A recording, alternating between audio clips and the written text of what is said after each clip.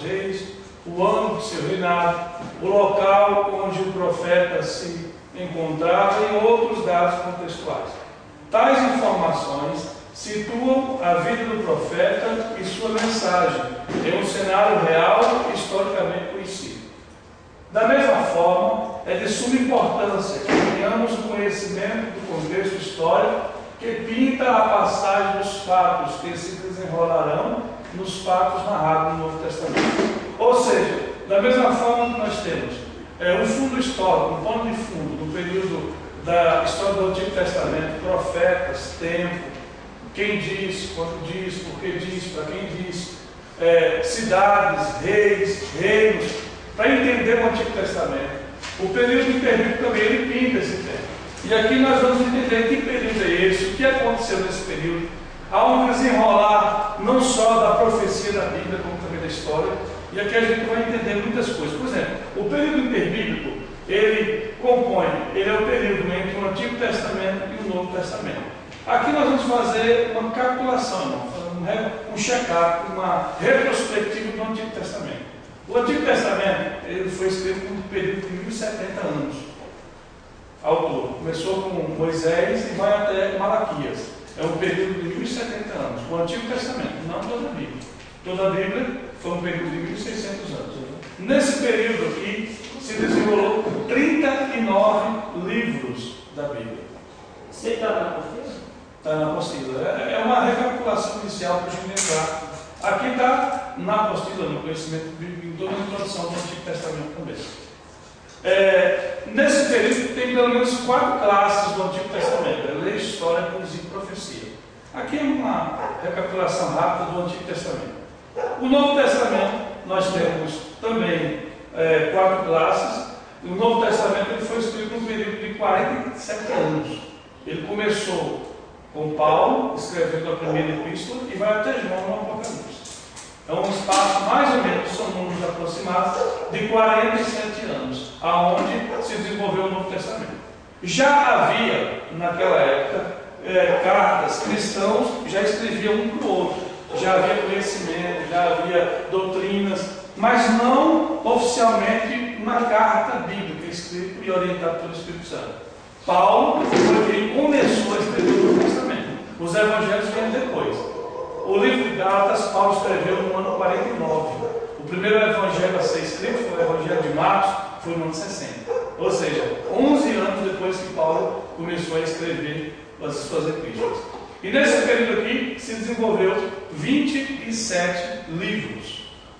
Temos também esse período dividido em 4 classes. Então, Antigo Testamento, 1070 anos, 39 livros, 4 classes: lei, história, poesia e profecia. Novo Testamento, 47 anos, 27 livros, 4 classes: biografia, história, epístolas e profecia. É nesse processo de tempo aqui, entre um e outro, que desenvolve o período interbíblico, que são 400 anos, que muitos chamam 400 anos de silêncio. Mas na verdade não é muito correto falar isso não, irmão. 400 anos de silêncio, porque Deus não levantou nenhum profeta e nenhum livro inspirado foi escrito. Mas nesse período interbíblico, muitas profecias, e para ser mais exato, de Daniel, mais ainda, ele se cumpriu nesse período. Então por isso que não foi um tempo de silêncio de Deus. Havia o cumprimento de Deus aqui. E aqui nesse período, totalizando todo esse processo da Bíblia, aqui uma pequena introdução do Antigo Testamento para a gente entender o que está fazendo. É um processo de 1600 anos, onde a Bíblia foi escrita toda a configuração de 66 livros da Bíblia. Tal estudo do período interbíblico possibilitará melhor a compreensão dos fatos que construíram o cenário político, econômico, social e religioso encontrado por Cristo na sua primeira vida. Ou seja, o período interbíblico ele prepara todo o ambiente daqui. Existem muitas coisas que aconteceram aqui que, se nós não entendermos, chegamos aqui justamente cegos em relação à cultura, em relação à política da época, em relação à questão social. Ao lermos o Novo Testamento, deparamos com muitos problemas cujos motivos se encontram no período interbíblico, onde o estudo desta época nos Por exemplo, no Novo Testamento nós temos os fariseus, os saduceus, os zelotes, os essênios, os escribas, os herodianos, os livros apócrifos. Nós temos no Novo Testamento muitas coisas que veio desse período. As sinagogas, porque o templo foi destruído, então os judeus não tinham onde adorar e naturalmente começou a se criar sinagogas. Então, entendendo esse período, a cultura, o tempo, o povo, a política, a questão social, nós vamos entender o cenário que Jesus achou no Novo Testamento. Porque é que havia o desejo do judeu, do Messias libertar Israel, quem estava dominando Israel naquela época. Tudo isso vem nos sucessivos reinos que o período interbíblico nos ensina. Amém, irmãos? Quantos estão entendendo? Glória a Deus? Então vamos lá. Embora não esteja situado no período interbíblico, os períodos babilônicos, e mais uma vez vamos falar hoje sobre Babilônia, Pérsia, que foi o período transitório para chegar aqui, para nós podermos entender, são importantes na introdução do estudo desse período, pois os mesmos desencadeiam-se uma radical mudança na história do povo escolhido. Tudo isso tem a ver com Israel, o que aconteceu na questão profética, na questão histórica e social. Iniciaremos nosso estudo a partir desse período e desse rei. Vamos fazer uma retrospectiva rápida aqui. Quem não lembra do Egito? Época de Moisés, o Egito predominava, potência mundial. Israel, depois da morte de José, passou-se algum tempo, Israel começou a ser oprimido do Egito. Cerca de 400 anos depois que os judeus saíram de Canaã e foram para o Egito, eles já eram escravos. Então Deus levanta um sucessor, Moisés, os tira de lá. Depois do período egípcio, nós tivemos um período assírio. Isso é uma retrospectiva histórica para a gente chegar onde quer. O período assírio foi um período difícil, foi uma potência terrível, e nós falamos até da forma como os assírios matavam os judeus, os profetas. Esse período foi um período terrível para Israel, aonde Jonas foi profetizar lá. No ano 722, Israel cai, o cativeiro do norte, o cativeiro assírio. Israel vai para a Síria, deixando praticamente as 10 tribos de existir como nação do norte. Depois do tempo assírio, quem não se lembra do tempo babilônico, que foi o cativeiro do sul, o cativeiro de Judá e Benjamim, Jerusalém, que era a capital do cativeiro, capital da Judá, foi para o cativeiro babilônico, ano 605. Depois do cativeiro babilônico, nós tivemos o cativeiro, ou melhor, o Império Medo-Persa que governava o mundo. Então isso aqui é uma retrospectiva dos reis, para a gente entender o que vai vir depois. Porque nós falamos do Antigo Testamento, no Pentateuco, falamos dos livros históricos, os livros poéticos e proféticos, aonde esses reinos aqui se desenvolveram. Agora, em cima disso, fazendo esse clareamento para a gente entender como visão geral, agora nós vamos entrar no que vai vir, que é o período babilônico e o período persa. O exílio babilônico.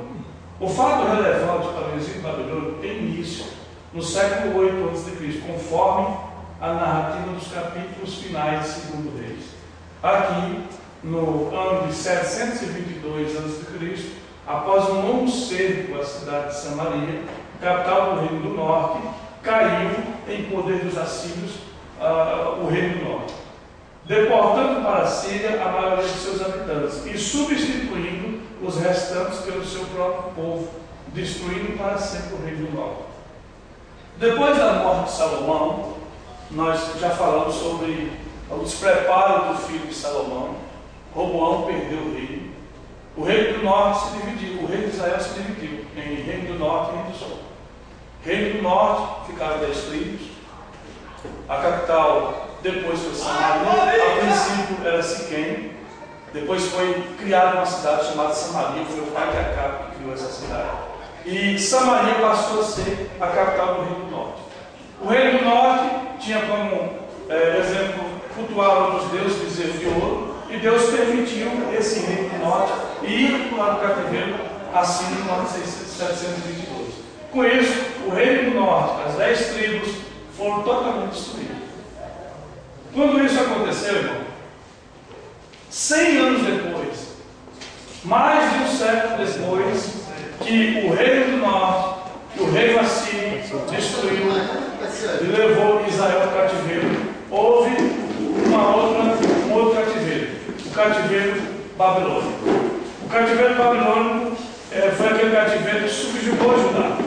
Eu já falei muito sobre isso quando nós estudamos os profetas, falei sobre o profeta Jeremias e as profecias do profeta Jeremias, aonde o profeta Jeremias fala justamente sobre esse cativeiro.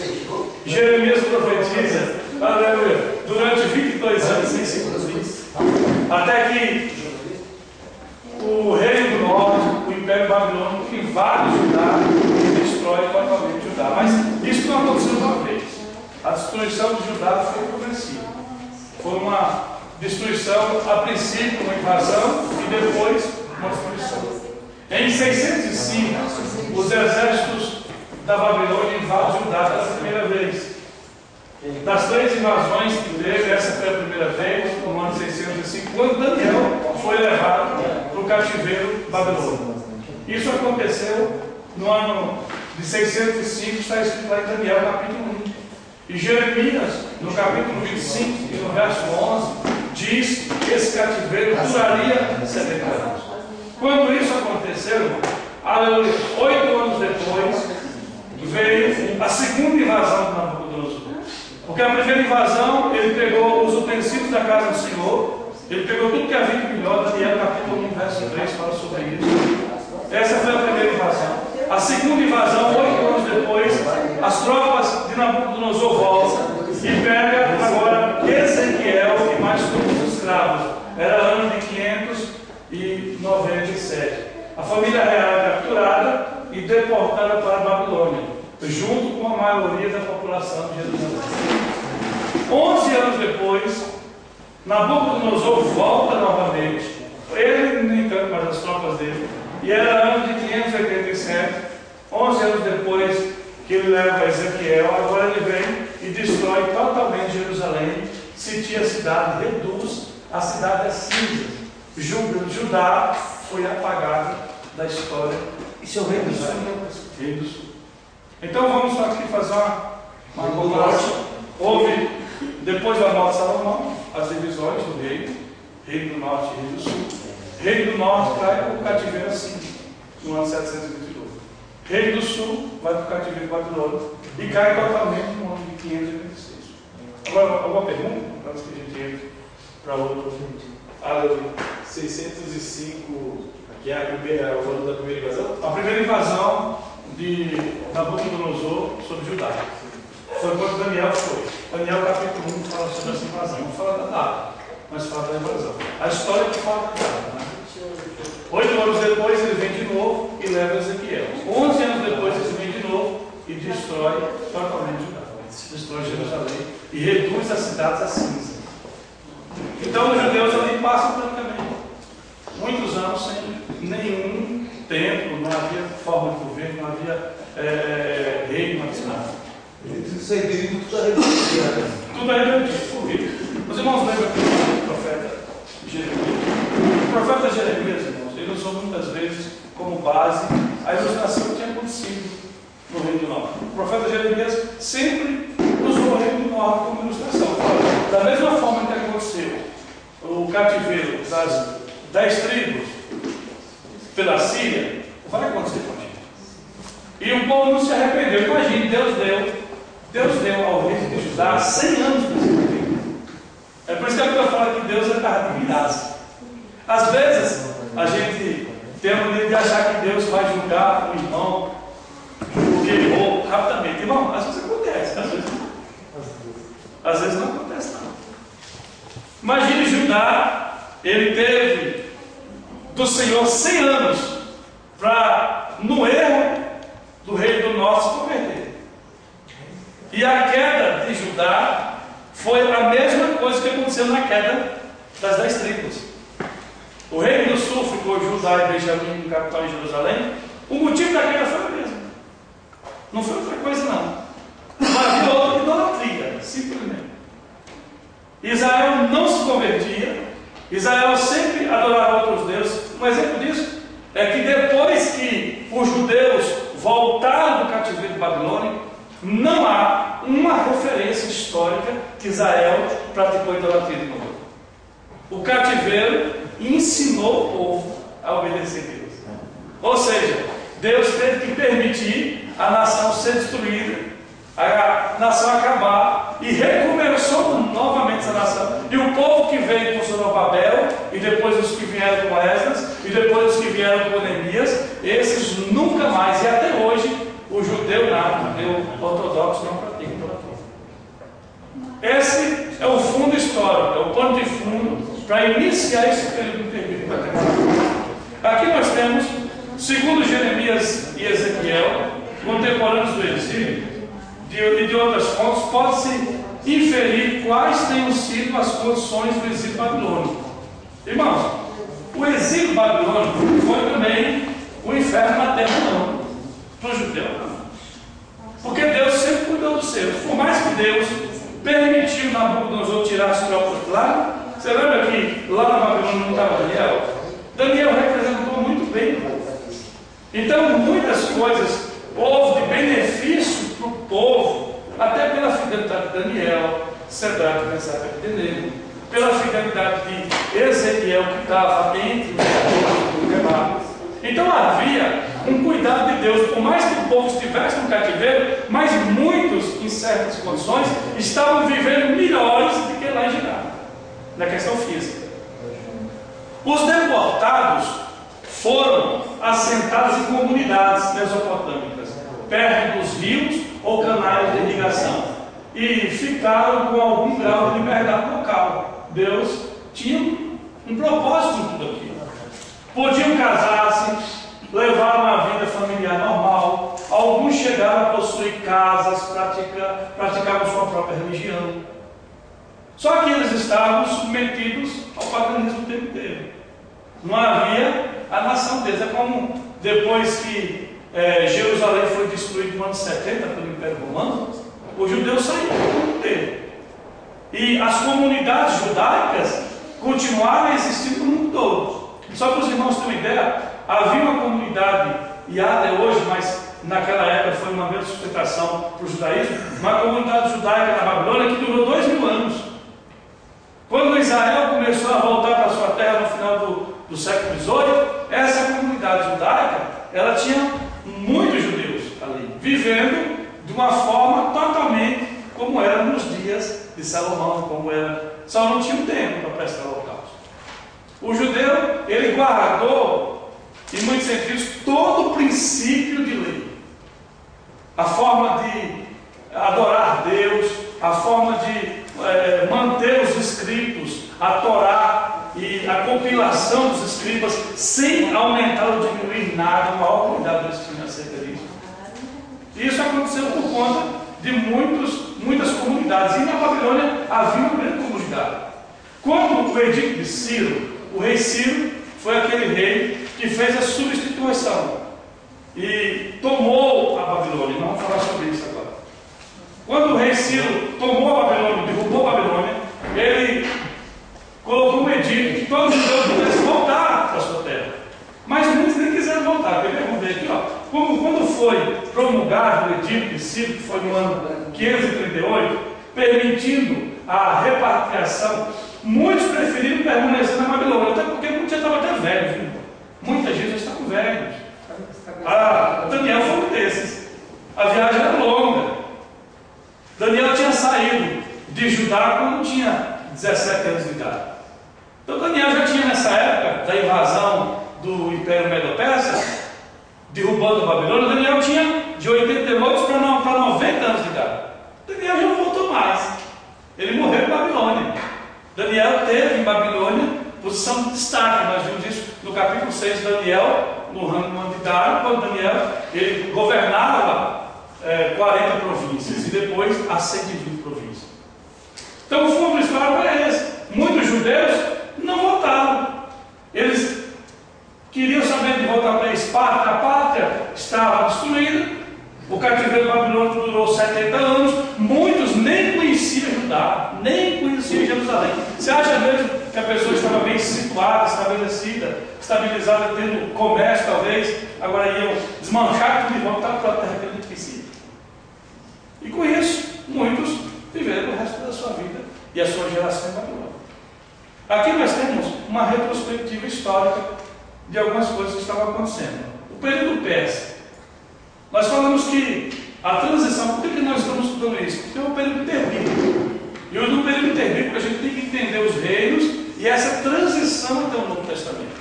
Essa transição ela é muito importante, como eu já disse, e alguns irmãos ainda não tinham chegado, para preparar o cenário para Jesus vir.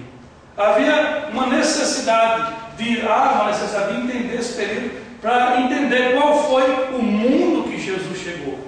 O que estava acontecendo? Quais as ansiedades que os judeus estavam vivendo? Quais as preocupações? E por que o judeu, porventura, nem aceitou Jesus como Messias? Havia muitas possibilidades. E entendendo o período interbíblico, nós não só entendemos o cumprimento profético das profecias do Antigo Testamento, alguns deles, como Daniel, como também entendemos a questão política e social que Israel promoveu para que o Messias pudesse vir. Aqui nós temos o Império Babilônico. O Império Babilônico caiu com o Império Medo-Persa. A queda de Babilônia deu-se aproximadamente, nós estamos aqui, em 538 a.C. Ciro, rei da Pérsia, tornou por meio de estratégia militar, afastou as águas do rio Eufrates. A cidade de Babilônia, como nós já falamos, foi uma cidade muito bem construída. É chamada a joia entre as cidades antigas. Os historiadores gregos chegam a dizer que nunca houve cidade como Babilônia no mundo. O mundo antigo não. Ela foi tão bem construída e Nabucodonosor ele desviou um curso do rio e fez com que esse rio Eufrates, ele atravessasse o meio da cidade. Não havia condições nenhuma de tomar essa cidade. Até porque alguns historiadores dizem, e tem coisas que eu estou só repetindo para reforçar, que os muros de Babilônia, em alguns pontos, chegavam a 96 metros de altura. Flávio José fala isso. Então ficava muito difícil. Falei também sobre Babilônia, que aguentava um cerco de cerca de 20 anos. Babilônia, irmão, ela providenciava tudo que ela precisava. Tinha um sistema de abastecimento de água muito bom, tinha sistema de agricultura, plantar e colher dentro da cidade. Então, era uma cidade autossuficiente. É uma cidade que não precisava sair para fora para continuar existindo. E é uma cidade que tinha um exército muito bem montado. Existe o Império Babilônico e a cidade de Babilônia. O Império Babilônico foi grande, mas a cidade de Babilônia era o centro desse império, onde foi construída uma cidade para aguentar qualquer sítio de qualquer exército do mundo em qualquer quantidade, sem cair. Então, como ela aguentava e suportava cerca de 20 anos, qual seria o louco que tentaria derrubar a Babilônia? Mas ninguém.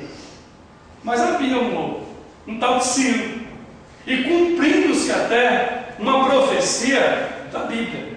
Em em Isaías, no capítulo 44, no final dele, e no início do capítulo 45, Isaías fala sobre a queda de Babilônia e Ciro libertando os judeus. Então aqui, Ciro, ele desvia o curso do rio, e aqui justamente é onde acontece aquela passagem de Daniel no capítulo 5, nesse lugar aqui, ó. Havia o Belsazar bebendo com 1000 dos seus capitães, generais, homens de guerra, nesse lugar aqui, porque ele sabia que em volta de todo o império, de toda a cidade de Babilônia, ou seja, no império, Ciro já tinha derrubado todas as cidades, só faltava Babilônia. Até o próprio pai de Belsazar, ele já tinha sido capturado por Ciro no Egito. O pai de Belsazar era o rei de Babilônia, não era Belsazar, era o pai dele. Mas o pai dele ele era um historiador, escritor e arqueólogo. O pai de Belsazar era um homem instruído e estudado, então passava e viajava o mundo fazendo pesquisas. Nessas pesquisas e viajando no mundo, Ciro captura.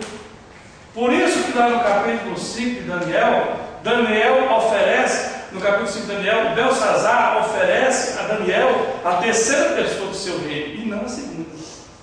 Porque ele era a segunda. Ele não era o primeiro no reino. Mesmo o pai dele estando preso, ele estava ali substituindo o pai. Então, diz a Bíblia, no Daniel capítulo 5, que aparece um dedo e risca a parede. Mene, tekel, pezinho. Pesado, medido e achado de falta. A Bíblia diz que quando o dedo risca a parede, o Belsazar ele tremia tanto que o joelho batia no lodo. De medo. E quem não ficaria com medo, né? Uma mão escrevendo na parede, isso foi doido, né? Aleluia. E quando isso acontece, irmão, ele manda chamar todos os magos entendidos e ninguém consegue interpretar aquela visão. As palavras eram entendidas, porque elas eram palavras possivelmente palavras bem legíveis e era hebraico, que é o pezinho. Porém, o que não se entendia era qual o sentido literal daquela palavra para aquele momento. Então a rainha mãe entra nesse lugar aqui onde estavam 1000 homens bebendo, e diz a Bíblia também que Belsazar mandou pegar os utensílios da casa do tesouro, da casa de Israel, os utensílios do templo, que Nabucodonosor, cerca de 70 anos antes, tinha feito, Daniel capítulo 1, verso 3, e começou a beber nele. Foi a conta que faltava. Eu acho que até o próprio Deus já sitiou isso para que ficasse mais implícito do que Deus ia fazer. O fato é que quando eles começam a beber, a mão risca, o dedo risca a parede, a rainha mãe, ele apavorada, a rainha mãe entra no ambiente. Imagine 1000 generais de guerra, homens, capitães, vários cargos da elite e do exército babilônico, bebendo ali. Quando isso acontece, a mãe olha e fala: olha, só há um homem, então, se ninguém aqui conseguiu resolver esse enigma, só tem um homem que é capaz de fazer isso, Daniel. Daniel já era velho, 88 anos de idade. Então manda se chamar Daniel e ele providencia aqui e diz para Daniel: se você interpretar, eu te dou a terceira posição do meu reino, que é a segunda da dele. E Daniel ali interpreta: Mene, tekel, pezinho. Podia ter dado assim, né? Aleluia. Não existe mesmo. Aleluia. Pesado, medido, achado de falta. Hoje mesmo, o teu reino cai para os médios e para os persas. Não é uma coisa impossível. Porque, por mais que Ciro e todos, já há muitos dias, estavam sitiando Babilônia, mas hoje mesmo vai cair. É uma coisa impossível de acontecer. Porque eles sabiam que estava bem guardada. Então a história diz que Ciro, desviando o curso desse rio, as águas baixaram e ele passa por aqui. Engraçado que nenhum soldado vê. E Ciro marcha com o exército por aqui, com água nos lombos. E entra e toma o reinado babilônico com o seu exército. Praticamente ele toma toda essa cidade sem matar ninguém, a não ser Belsazar e uma meia dúzia do Shefar. Morre também. Que vai tomar a tua morte. Com isso, a Pérsia, ela derruba a Babilônia, cumprindo a profecia de Isaías, e Ciro, ele publica um decreto no ano de 536, onde ele autoriza os judeus voltar para sua pátria e pegar todos os despojos do templo e levar. E ainda fala mais, ele financia com o tesouro do próprio governo a reconstrução do templo. Foi algo tremendo, irmão. Só que nessa primeira leva, nem todos voltaram. Alguns preferiam ficar com os seus negócios.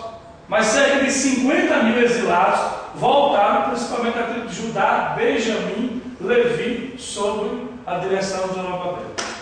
Eles voltam e constroem, e começam a construir aqui, começa a construção do templo, e o povo que tinha ficado na terra começa a fazer oposição. O problema não era só construir um templo, ela tinha que refazer a muralha. Porque na antiguidade, uma cidade que não tivesse muralha, ela estava aberta como hoje. Hoje as cidades não precisam de muralha, o tempo já está definido, os reinos já estão definidos. Mas na antiguidade, uma cidade, irmão, sem muralha, era uma cidade aberta para qualquer exército dominar. As cidades de Israel, ou para ser mais exato, de Jerusalém, de Judá, muitas as muralhas foram se derrubadas. E tinha que se reconstruir a muralha. É na reconstrução da muralha que teve muitos princípios, para reparar as muralhas, para que nenhum povo pudesse invadir. Mas com isso também, os adversários da terra, você lembra quando eu falei que o Império Assírio entrou e levou as 10 tribos? Pois é, o rei da Síria trouxe muitos povos de regiões diferentes e colocou onde moravam antigamente as 10 tribos. E houve uma mistura terrível. Quando Nabucodonosor também invadiu Judá e tirou o povo de lá nessas 3 levas, e na última destruindo totalmente Jerusalém e o templo, outros povos também invadiram lá. Então, tomou conta, começaram a plantar, a reconstruir suas vidas, porém não a cidade em si, mas as suas vidas de modo individual. Pessoas nômades que procuravam terra. Aí aquela cidade destruída, mas que já tem lugar de talvez uma casa que dava para só botar um telhadinho. E aí começou. Quando Israel voltou, quando os judeus voltaram agora para reconstruir 50 mil judeus, se depararam com um povo que estava na terra. Aí começou os conflitos. Falaram, essa terra é minha. Falou, não, é minha. Falou, não, você saiu de quando? Falou, não, eu nasci aqui. O meu pai que saiu daqui a 70 anos, já era. Deixa, é teu. Então foi esse conflito que tinha, irmão, no tempo de Esdras, Neemias. Foram conflitos assim. Começou com Zorobabel, foi a primeira leva. E aqui, ó, nós temos nada mais. Eles fizeram por 20 anos. Eles até prosperaram naquele lugar. Havia prosperidade porque eles voltaram com condições. Havia muitos judeus que estavam lá bem sucedidos. Havia ouro, havia condições de construir. E até porque Ciro deu condições para que isso acontecesse. Sobre a pregação de Ageu e Zacarias, o povo foi alertado por Deus para começar a construir, a obra foi recomeçada. Havendo oposição, mais uma vez, mas os judeus apelaram para Dário, ficando pronto no ano de 516. Há um período de quase 60 anos, onde a história se conserva em silêncio a respeito do Estado judeu. Até que no ano de 495, a nova migração deixou a Babilônia sob a direção de Esdras, o sumo sacerdote e escriba. Foi Esdras que fez a Bíblia, ou quem organizou o Antigo Testamento para os judeus. Quem fez a organização de todos os livros, os 39 livros que nós temos hoje foi Esdras. Só que na Bíblia judaica não são 39. Se eu não me engano, são 22. Esta segunda leva foi absorvida pelo povo. E aí veio, mais uma vez, no ano de 446, Neemias. Esdras voltou para lá, mas Esdras não construiu e nem conseguiu terminar a obra. Ele organizou Israel, preparou o culto, preparou a cabeça do povo, porém havia muita resistência. Lá no capítulo 4 do livro de Esdras, você vai ver que os adversários da cultura debilitavam as mãos dos judeus que eles não construíram.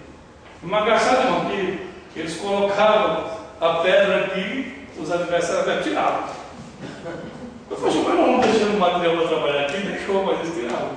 Eles eram terríveis. Eles primeiro queriam construir com eles, já para atrapalhar, e depois que perceberam que eles não iam parar, começou a bombardear cartas para o rei, até que o rei mandou a obra cessar.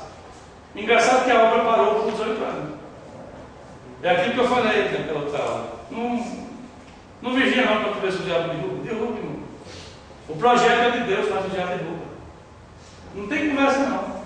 Sabe que Deus preparou até reis para assinar decretos aqui. Esdras voltou para cá sobre a guarda do rei, com autoridade, com cartas, o que ele haveria de precisar para construir, ele teve, mas ele não conseguiu. E aí você vai ver lá no livro de Neemias, mais um segundo decreto. Neemias, ele entra na presença do rei, muito triste. Neemias é o copeiro do rei, aonde, aleluia, glória a Deus, tem um bocado dormindo,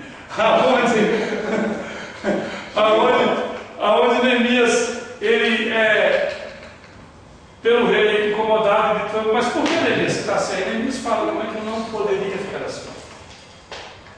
O lugar dos meus pais, dos meus antepassados estão no fogo, a cidade está destruída. Até que o rei permite Neemias. Então Neemias, no ano de 446, dirige ao rei a situação de Israel, as muralhas de Israel estão destruídas. A participação de Neemias nesse período é de suma importância, pois em menos de 2 meses, 52 dias para ser mais exato, Neemias consegue o que Esdras não conseguiu em 18 anos.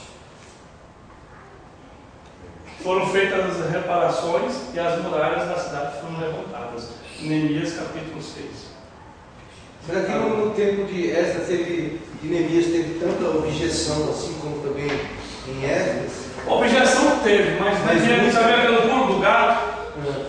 Neemias fez muito rápido as coisas. Neemias desenvolveu muito rápido aquilo lá. Então, tudo aquilo que o adversário tentou no tempo de Esdras, Neemias chegou muito rápido, debaixo da oração, se preparou para aquilo, então num período muito curto ele conseguiu fazer, sem que eles pudessem ali traçar uma estratégia para impedir. Alguma pergunta, irmão? Vamos entender um pouco do período persa. No final de Malaquias, os judeus se achavam sobre o reinado persa. É aqui que começa, de fato, o período intervícuo. Malaquias morre, quebrou o livro de Isaías, de Malaquias, até o livro de Mateus nós temos mais de 400 anos. Nesse período que quase ninguém prega sobre isso, fica um vácuo no tempo, né? Muitas Bíblias têm até uma página branca simbolizando esse tempo. Os irmãos chegaram depois e muitos até falam que é o tempo de silêncio de Deus. Na verdade, não é uma expressão correta usar, porque o período intervícuo é um tempo de cumprimento profético, principalmente no livro de Daniel. Então, no final de Malaquias, os judeus se achavam ainda sob o reinado persa e permaneceram nessa situação durante praticamente 70 anos da era intertestamentária. O Velho Testamento, que é melhor usar o Antigo Testamento, termina com as palavras de Malaquias, o qual profetizou entre 450 e 425 a.C. Nesse tempo, a Palestina estava sob o domínio do Império Persa, o qual se estendeu até o ano 331. Embora o rei Ciro tenha autorizado os judeus a retornar do exílio, o domínio persa continuava sobre eles. De volta à Palestina, o povo judeu passou a ter um governo local, exercido pelo sumo sacerdote. Embora não houvesse independência política, era comum a disputa de poder. Então havia muita conturbação, por mais que Israel já estava aqui, irmão, muitas vezes empossado na terra, mas havia ali o governo persa, eles eram limitados, não podiam fazer tudo não. Nesse tempo, a Pérsia estava dominando o mundo, e começa a se contar agora o Império Grego.